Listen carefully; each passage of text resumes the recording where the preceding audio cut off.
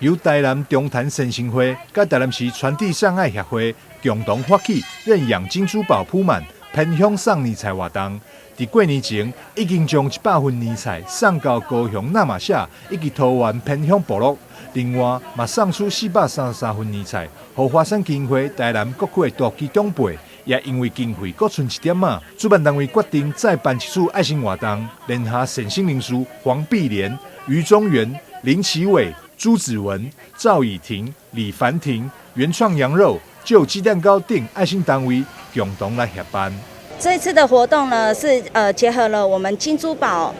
传善爱的一个活动。那今年也是第3年了。那我们109度非常的成功。我们金珠宝整个回收回来的珠呢，目前起来的善款有20几万。我们在今年度呢，分送了533份，去这个偏乡，还有以及华山基金会这边，我们加码了这个熟食，有这个乌骨鸡汤，还有这个卡口，哈啊。剩余的结余呢，我们还有剩，所以就举办了这一次的元宵节传善爱的活动呢，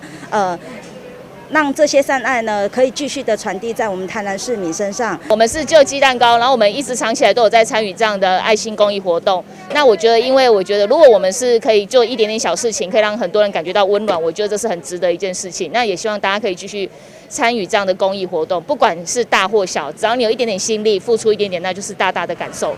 因为灵动协会爱心善举，市员蔡小薇、李凯维嘛做伙来到现场协助发送物资。中坛善心会以及传递善爱协会来共同举办，还有我们平通里李秀珀里长以及林俊宪委员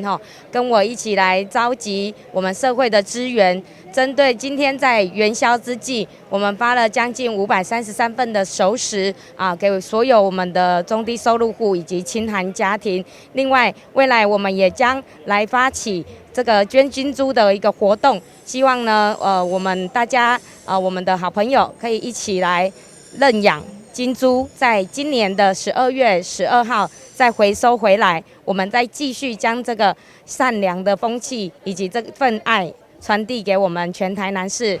台南市传递善爱协会表示，第3届金珠宝铺满领用活动，现在已经正式起跑，也欢迎灵动营照顾社会弱势力量的民众，会当来协会索取金珠宝铺满，用家己每天银块做善事，不管金额多也是少，因为迄份热心才是上珍贵的。台南新闻张硕维采访报道。